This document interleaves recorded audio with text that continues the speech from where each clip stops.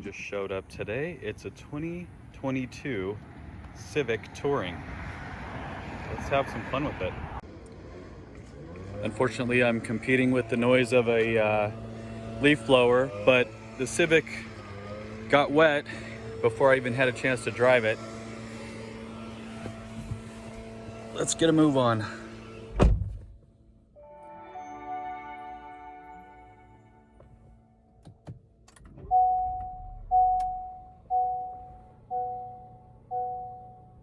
Kind of love these vent knobs here.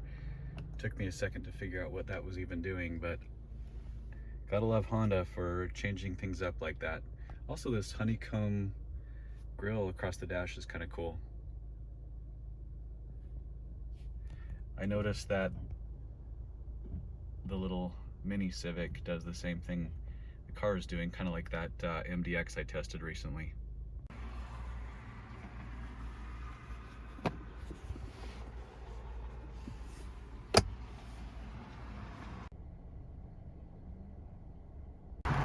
So for my video, I need to see if this is approved by Mom and her friends.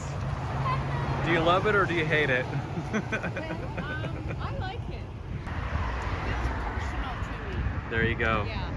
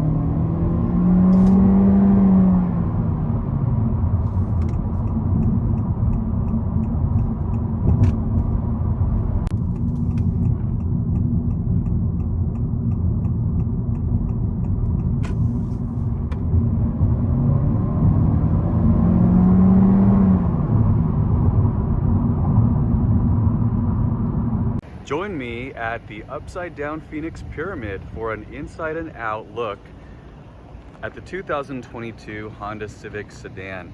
This is an all new platform for model year 22. This example is a top line touring model, comes in at just over 29 grand for a 1.5 liter direct injected turbocharged 4-cylinder with 180 horsepower. Transmission on this car is a continuously variable, or CVT, and there is a lot of technology, as you can imagine, in the touring trim packed into this car. I've been enjoying it for about 3 or 4 days now, and cruising around town, it is a real joy. I would describe this car, and my mom sort of agreed with me. She was visiting here for a couple days. She says it's such an easy car. Kind of has that standard or really familiar Honda feel to it. The moment you get in, you just feel comfortable right away, figuring things out. Anyway, this is a look at the exterior. Say hello to our light rail there in the background. And I'll bring you onto the interior here and show you a few of the nuts and bolts of what's going on in there.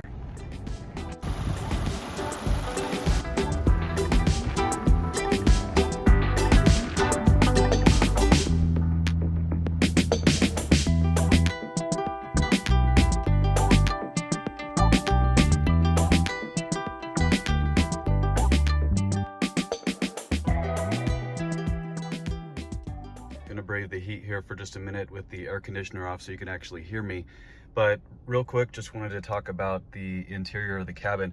I kind of love these air conditioning control vents here in the full width honeycomb panel here. This car has a 9-inch color touchscreen, and it's got voice recognition built in there. One thing that I was sort of pleased to see is that the audio system is in collaboration with Bose. You've become very familiar with Bose if you've been in the Honda and Acura community for very long. They have a great reputation. Everything in this car obviously aligns with the touring trim that I'm driving. That being said, it has leather trimmed seats, leather wrapped steering wheel, and a bunch of other technology that's included in terms of safety tech. So we have a blind spot monitoring system. We have dual zone automatic climate control. I like the look and feel of the knobs here when you're scrolling through the fan speeds. Adaptive cruise control, which is super handy.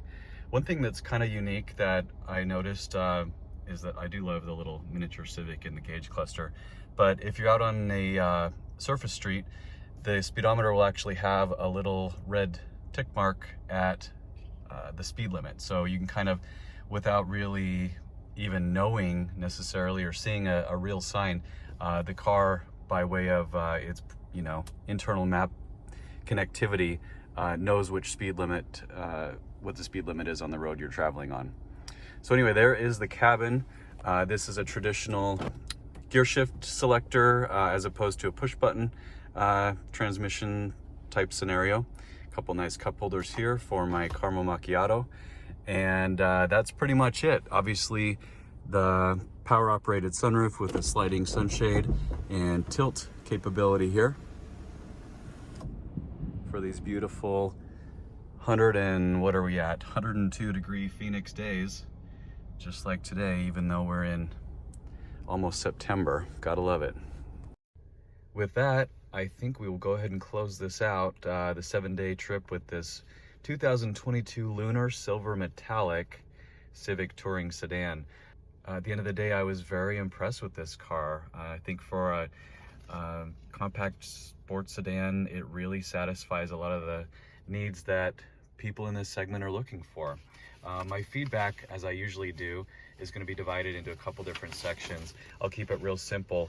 The only sort of negatives that I could even come up with had to do with sort of kind of as you'd expect from a turbocharged motor.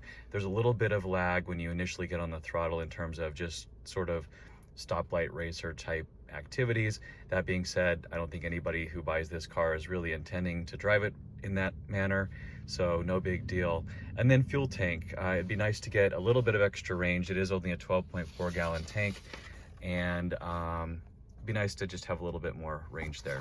So let's reveal the full list of stuff I absolutely fell in love with.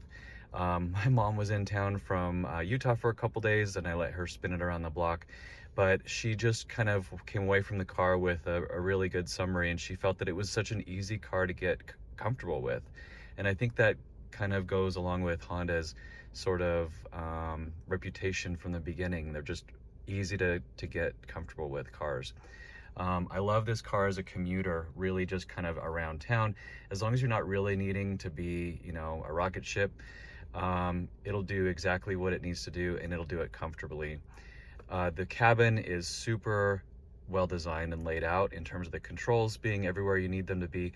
The only one that I found was a little bit obscure. You can see the start button is tucked back here behind the wiper stock, so that took some digging the first time I got in. I love the Bose stereo. I'm super glad to see that in a Civic type car. And this touchscreen was a lot more intuitive than even I think my TLX infotainment. I was really able to navigate without too much of a learning curve there. I love the ease of visibility around the cabin. Everything in here is super well laid out, really for the driver to be in complete control. The aesthetics of the car are attractive all the way around. Front end, of course, a lot of people are polarized about, but I think it's a handsome looking vehicle. Quality feel, I think this car is really quieter than I thought it was going to be.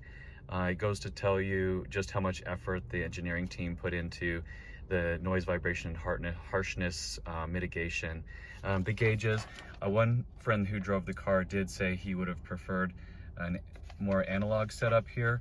But I think these are pretty well laid out, and especially, like I said, my favorite thing is that little mini Civic in the center that sort of mirrors whatever activities you're doing, like when I put my lights on and so forth, so on and so forth. And then tech content, again, this is the Touring, so really has everything they could possibly throw at it, which is awesome. And on the lower end of the spectrum, you can get into a new generation Civic for just below 23K, which is an awesome entry-level point. And MPGs are awesome as well. So 34 miles per gallon combined, 31 city, 38 highway is pretty good, especially when fuel, as it always tends to do, is creeping up. So anyway, all in all, way more positives than negatives with this Civic. I had a great time with the car, enjoyed putting a few hundred miles on it. And if you're thinking about one of these babies, I recommend checking it out. So thanks for stopping by.